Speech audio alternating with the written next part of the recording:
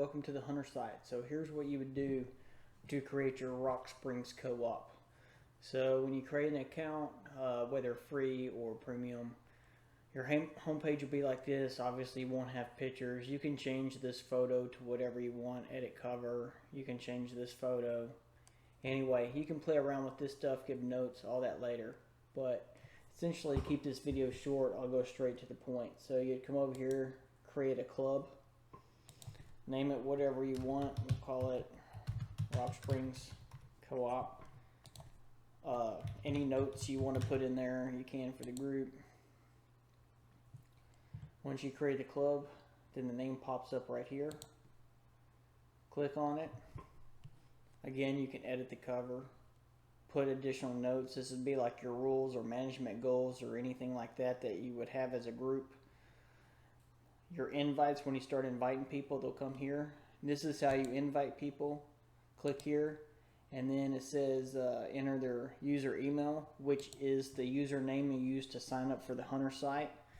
So with your Facebook group, I would reach out, find out who wants to participate, and have them message you either through Facebook, through a private message, or through email, their email address, and have them sign up with the Hunter site. And then whatever email they use with the Hunter site, have them give that to you so you can send them an invite.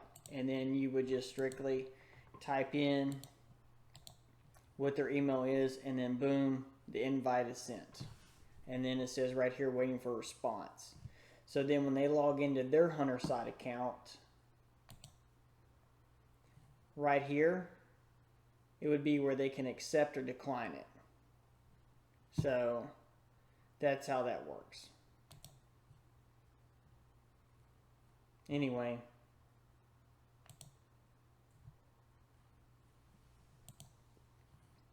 go back to,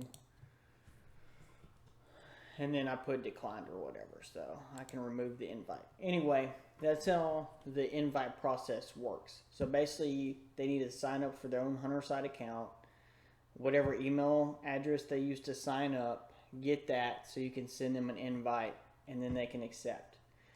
When they do, y'all all look at the same page. This yellow badge is the admin, which is you, because you created this group. So you're like the leader in charge. When you have more people in the group, their names will be here in this member list, and then there'll be a star and a cross out. So you can remove people from the group later if you want to. So you can remove members and kind of patrol your own area. The star means you can make them an admin like you, which means they have the ability to invite people as well. So only admins with this yellow badge have the ability to invite people and have the ability to remove people. So if a person joins and wants to leave on their own, all they have to do is click Leave Hunt Club Permanently, and then that takes them from the group. If they accidentally leave, then they need to be re-invited to join again. And then hit list. So you can upload pictures of animals right here. You would just click here, upload, and then just log whatever picture.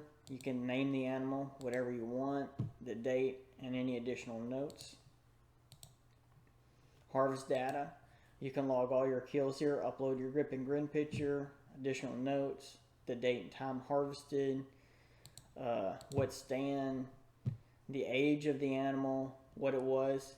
If it was an exotic, because there's a lot of exotics, you don't see them on here, you would click other, and then you would type in axis, or you would type in black buck, whatever that it may be. That's how you would log them. You got nutrition. You can log nutrition records if you guys wanted to do food plots and share that kind of stuff with each other. If you have feeders, you can keep up with feeders right here.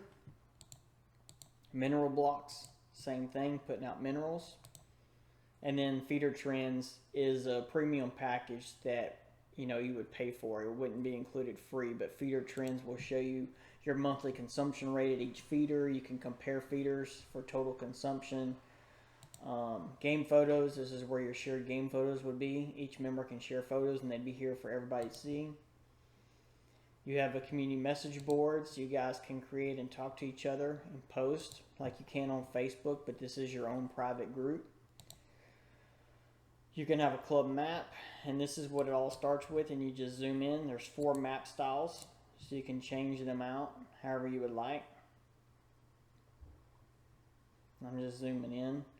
So you can go with this map. You can go with the hybrid that'll show you road signs, topo, or topo with imagery, which is the default. So there are no landowner information yet with this website. That's something I plan on doing in the future. Just I'm basically bootstrapping this little project, so when the funds are available, then I'll include landowners information. But anyway, that's not there now. So, but you would have your satellite map. You can place people's markers like where their stands are, game cameras, food plots, all that stuff. You can draw, you can edit, so you can erase stuff, modify, move it, and measure. So you can measure acreage and stuff, or distance.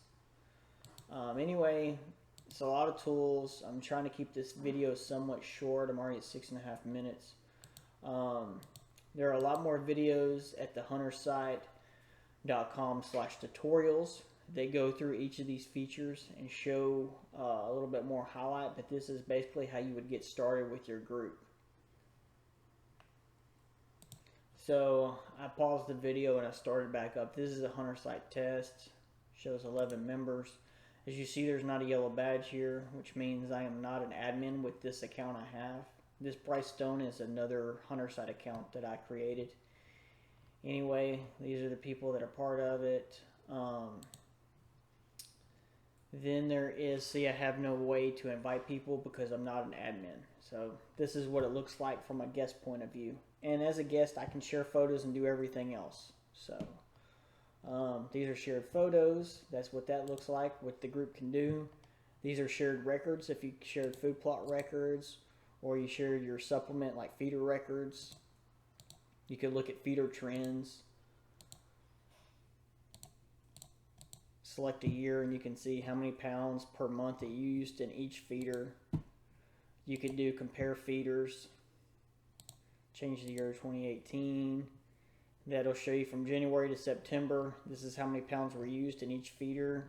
So this thing can do a lot of things that you may use or not use, but the stuff is there. See how it looks like that's cut off? Just scroll down to the bottom and scroll over.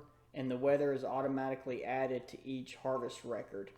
All you do is enter the date and time, fill this out, click add harvest, and then the weather will be added. You can write additional notes. The stands and the feeders and your game cameras are added to the club map. So this is how you keep up with stuff. You name each feeder something, like corn feeder. You can get fall feeder, whatever name you want to name it. Then it will show up in this, nutrition. Then it will show up here when you go to add. These are all the feeders that are on my map. So give each feeder a unique name, otherwise you're going to have 3 of them named feeder. You can edit them. So you can go back and click on one and call it, feeder A or whatever, and click add to property, and then that saves it. And then click save map down here below. So any change you do to your map, always remember to click save.